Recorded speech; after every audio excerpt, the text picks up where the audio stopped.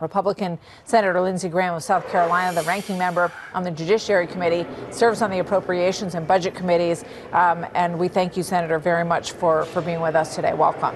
Thank you. Thank you. You know, it's interesting that obviously, as I laid out, the president has quite a bit on his plate. We have new approval numbers on his foreign policy issues, which we can put up as we're talking about this. Approval on Israel is at 44%. On the Israel-Hamas war at 42, Ukraine 47, overall foreign policy approvals at 36%, Senator Graham. Yeah. So where is all of this heading?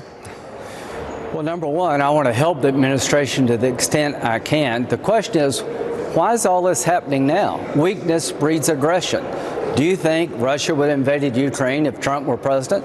Do you think we'd be having these problems in the Mideast if Trump were president? No, because people were afraid of him. Iran was afraid of Trump. They're not afraid of Biden. So here's what I'm trying to get our Pentagon to do. Tell the Ayatollah that if one American is killed in Syria or Iraq by Shiite militias controlled by Iran, we will come after the Iranians. We will hit them. Our soldiers in Iraq, to prevent the rise of ISIS, they're there to keep us safe. They've been preyed upon by Iranian Shiite militia. And if the war expands in Israel, Hezbollah gets involved to open up a second front, I would hit Iran. Iran's the great Satan. And if they believe we were going to hit them, they would stand some of this down. Until there's deterrence reestablished, it's only going to get worse. So this caught my ear when President Biden said this about, he was asked about these attacks on U.S. bases several days ago.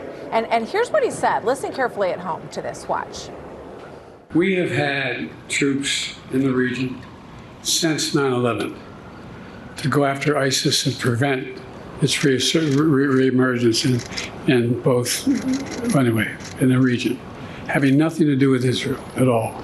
Do these attacks have nothing to do with Israel, Senator? Hamas wants to destroy Israel. Iran wants to drive us out of the Mideast. They're religious Nazis, the Ayatollah. He wants to purify Islam, kill all the Jews in Israel, and come after infidels.